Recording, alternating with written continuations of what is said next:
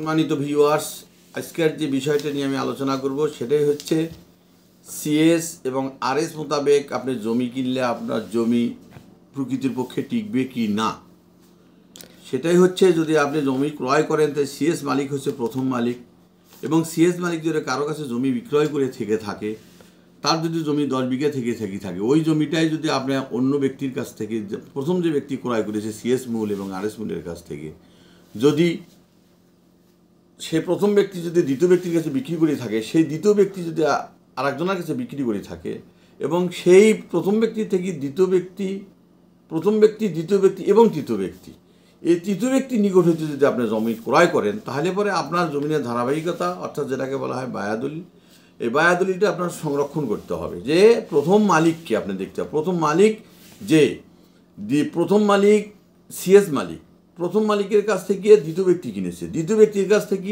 তৃতীয় ব্যক্তি কিনেছে। হ্যাঁ, প্রথম ব্যক্তি যে সিএস মালিক প্রথম ব্যক্তির কাছে নিয়েছে, দ্বিতীয় ব্যক্তির কাছে নিয়েছে, আবার দ্বিতীয় ব্যক্তির কাছ থেকে তৃতীয় ব্যক্তি নিয়েছে। আপনি তৃতীয় ব্যক্তির কাছ থেকে যদি ক্রয় করেন তাহলে আপনি চতুর্থ ব্যক্তি হলেন প্রথম থেকে শুরু করে। তাহলে পরে আপনাকে করতে হবে কি, তখন এই দলিলের ধারাবাহিকতাটা আপনাকে ঠিক রাখতে হবে। কেননা ওই জমি যদি আপনি তৃতীয় ব্যক্তির কাছ থেকে ক্রয় করেন, তাহলে পরে সে ব্যক্তির কাছ থেকে ক্রয় করলেন কী সূত্রে আপনি ক্রয় করলেন সেটা আপনাকে লক্ষ্য করতে হবে, এবং সেটার সিএস আরএস খতিয়ানটা আপনাকে ঠিক রাখতে হবে, এবং তার সঙ্গে আপনার দাগ নম্বরও ঠিক হবে। যে দাগ নম্বরে আপনি ভোগ দখল করবেন সেই দাগ নম্বরে আপনার দাগটা অবশ্যই আপনার সঠিক হতে হবে। যদি সঠিক না হয়ে যদি আপনার ভুলবশত হয়ে যায়, তাহলে পরে আপনার দলিলের গর্ভে যদি কাটাকাটি হয়ে যায় পরবর্তীতে, তাহলে পরে কিন্তু আপনি সেই জমিটা, আপনার ওই জমিটা, ওই দলিলটা কিন্তু আপনার গ্রহণযোগ্যতা আসবে না। অতএব সেটা আপনি যখন ক্রয় করবেন, সেই জমিটা ক্রয় করার সময় আপনাকে অবশ্যই পূর্বের যে ব্যক্তিগুলো জমিগুলো সিএস মালিকের কাছ থেকে এবং আরএস মালিকের কাছ থেকে ক্রয় করেছে, সেই জিনিসগুলো আপনাকে পুঙ্খানুপুঙ্খানুভাবে অবজার্ভ করতে হবে এবং দেখতে হবে। এবং যার কাছ থেকে মানে লাস্টে ক্রয় করলেন, সেই জমিনের ব্যক্তি যদি সেই জমি যদি 3 বিঘা কিনে থাকে, আপনার কাছে 1 বিঘা করে বিক্রি করে থাকে, তাহলে ওই 3 বিঘা জমির ফটোকপিটা উনি হয়তো 3 বিঘা জমির দলিলটা আপনাকে দিতে চাবে না। আর যদি তার 1 বিঘা জমি থেকে 1 বিঘা জমি কেন ক্রয় করেন, তাহলে ওই জমির দলিলটা তার কাছে রাখার কোনো প্রয়োজন নেই।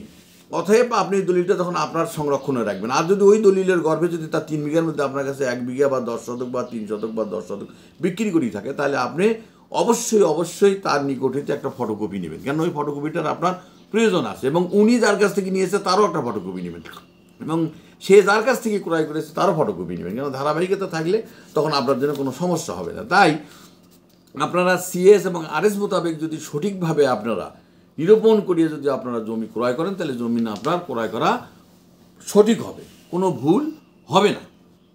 তাই আপনারা এই জমি যখন ক্রয় করবেন, জমিটা ক্রয় করার সময় আপনারা অবশ্যই দাগ খতিয়ান এবং সাবেক দাগ এবং নতুন দাগ আপনারা অবশ্যই ভালোভাবে পুঙ্খানুপুঙ্খানুভাবে আপনারা জাস্টিফাই করে আপনারা রেজিস্ট্রি করবেন। এবং রেজিস্ট্রি করার সময় সে দলিলটা কী করলো, সে দলিলটা আপনি যখন সাব রেজিস্ট্রারের কাছে সাবমিট দিবে, তখন আপনি অবশ্যই জমিটা তার আগে 2 বা 3 বার সুন্দর করে পড়ে দেখে নেবেন কোথাও কোনো ভুল আছে কি না। তাই আপনার সিএস এবং আরএস মোতাবেক জমি কিনলে আপনারা অবশ্যই আপনার জমির মালিকানা অবশ্যই টিকবে। আর আপনারা এই নাম্বারে, আপনার হোয়াটসঅ্যাপ নাম্বার দেওয়া থাকবে, হোয়াটসঅ্যাপ নাম্বারে আপনারা অবশ্যই যোগাযোগ করবেন, এবং প্রয়োজন মধ্যে আপনারা মেসেজও পাঠাতে পারেন। তাই আপনারা জমি ক্রয় করার আগে এই পূর্বের যে শর্তগুলো আপনাদেরকে বললাম, এই শর্তগুলো অবশ্যই আপনারা মেনে চলবেন। মেনে চললে পরে তাহলে আপনি যে আপনার উপার্জিত পয়সা দিয়ে জমি ক্রয় করেছেন, তাহলে পরে আপনি সার্থক হবেন। তাই এই আশাবাদ ব্যক্ত করে আপনাদের সুস্বাস্থ্য কামনা করে আজকের মতো আমি এখানে শেষ করছি। আমি শাহ মোহাম্মদ হারুন রশিদ। আল্লাহ হাফেজ।